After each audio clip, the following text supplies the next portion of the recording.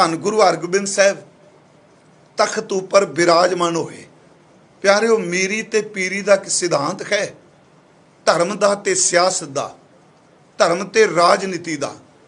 इत्थे मैं आप नूं एक बेनती करा, हो सकता आप नूं गल चंगी लगे, कईयां नूं नहीं भी लगेगी।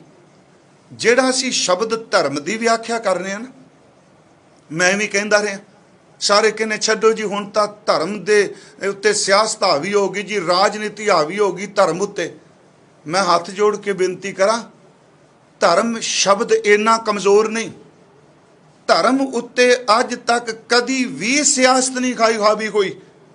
इस नूं सुणिओ, धर्म उत्ते कदी भी सियासत नहीं होई। धर्म अस्थानां दे सिस्टम ते भेखी धर्मियां दे उत्ते सियासत हावी हुंदी रही है, पर जिहड़ा तुर अंदरों धर्मी है, याद रखियो दुनिया की कोई सियासत उन्होंने प्रभावित नहीं कर सकी जिन्हें धर्म कमाया है। मैं फिर लफ्ज वरतांगा क्योंकि सारे कहने धर्म उत्ते सियासत। मैं कहना मैं धर्मी नहीं, मेरे को सिर्फ चिन्ह ने धर्म दे नहीं। प्यारिओ जिहड़ा असली धर्मी हुंदा है उहदे उत्ते कदी भी राजनीति प्रभाव नहीं पा सकदी। उदाहरण के तौर पर थोड़ियां जिहियां उदाहरणां दे देना कि गुरु अर्जुन देव उत्ते राजनीति प्रभाव पा सकी, सिर्फ इकल्ले ने उत्थे। अगली बेनती कि गुरु तेग बहादुर दे सामने ये नीति नहीं सी हाकम दी, इनू पिंजरे च डको चलो तसीहे सन। ये नीति सी भी ये नहीं मानते, ये सामने 3 सिख इन्हां दे नूं तसीहे दे के भाई मती दास जी नूं चीरिया। मैं पिछले दिन गया, दयाला जी भाई साहब नूं उबालिया, सती दास जी नूं रूह च लपेटिया। ये नीति सी, सियासत सी कि चलो जे ये खत्म हुंदे ने घट्टो घट ये तां देख के अंदरों कंब जाएगा कि शायद नहीं। प्यारिओ गुरु तेग बहादुर ने सीस दे दिता पर अपने धर्म तो नहीं डोले। राजनीति उहदे ते प्रभावी नहीं हो सकी। जिथे सही धर्मी होवेगा, याद रखियो उहदे कदी राजनीति प्रभाव नहीं पा सकेगी, झूठी राजनीति। इसे करके उस दिन मैं क्या गुरु साहब ने कहा कि धर्म हेत साका जिन किया, सीस दिया पर सिर न दिया। प्यारिओ उन्होंने अगली गल एक होर कि नीति नहीं वरती, जुल्म जिन्ना कीते। साहिबजादे माता गुजरी जी ठंडे बुरज च ने, असी देखने जिस दिन पहले दिन पेशी हुंदी है राजनीति नहीं, ये नीति नहीं वरती जा रही कि वड्डा दरवाज़ा कचहरी का बंद कर दिता, नीति सी ये चुकणगे। छोटा दरवाज़ा खोल दिता, ਉਹਦਾ मतलब ये सी भी छोटे बारी चो निकलणगे, ये झुकणगे। असी हसां के ताड़ियां मार के कहांगे कि धन गुरु गोबिंद सिंह महाराज जी दे पुत्र सूबा सरहद दे सामने झुक गए। प्यारिओ याद रखियो, माता जी ने थोड़ा कहा सी, माता गुजरी ने देखियो पुत्रो सामने बारी खुली जे, गेट वड्डा बंद है, दरवाजा बंद है, तुसीं झुकियो ना। नहीं प्यारिओ, उमरां छोटियां ने, धर्म इन्ना कु तुर अंदर है। जेड़े सामने ने वो विद्वान भी बैठे आ, ओदी कचहरी च ताकत वाले बैठे आ। राजनीति झुकाना चाहती है पर साहिबजादे बारी विचों अपना सिर झुका के नहीं गए। मैं सिर्फ बेनती करांगा, फिर इस गल नूं याद रखियो कि जिथे सही धर्म है, जिथे सच्चा धर्मी है।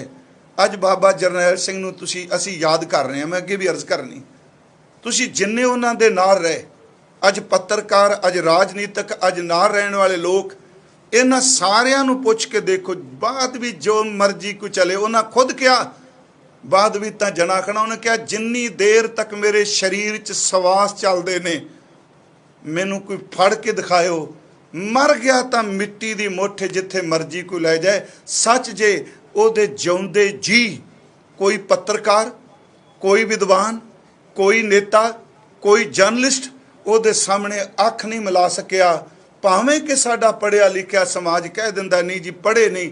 वो प्यारिओ चेते रखियो, पढ़िया होया दलीलां लभदा है, सिदक भरोसे वाला अपना सिर तली दे उत्ते रख के तुर पैंदा है।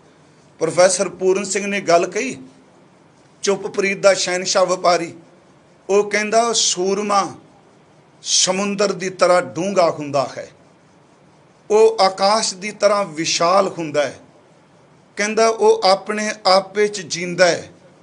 अगली गल उन्हें जिहड़ी कही ਉਹ ਕਹਿੰਦਾ ਉਹ ਜਦੋਂ ਗਰਜਦਾ ਹੈ, ਗਰਜ ਕੇ ਭਾਵੇਂ ਉਸ ਗਰਜ ਨੂੰ ਕੋਈ ਵਕਤੀ ਤੌਰ ਤੇ ਸਰੀਰ ਨੂੰ ਮਾਰ ਵੀ ਦੇ, ਪੂਰਨ ਸਿੰਘ ਕਹਿੰਦਾ ਉਹਦੀ ਗਰਜ ਰਹਿੰਦੀ ਦੁਨੀਆ ਤੱਕ ਲੋਕਾਂ ਦੇ ਕੰਨਾਂ ਵਿੱਚ ਗੂੰਜਦੀ ਰਹਿੰਦੀ ਏ। ਉਹਦਾ ਵਜੂਦ ਖਤਮ ਕਰ ਦਿਓਗੇ ਪਰ ਉਹਦੀ ਗਰਜ ਦੇ ਬੋਲ ਨਹੀਂ ਖਤਮ ਹੋ ਸਕਣਗੇ।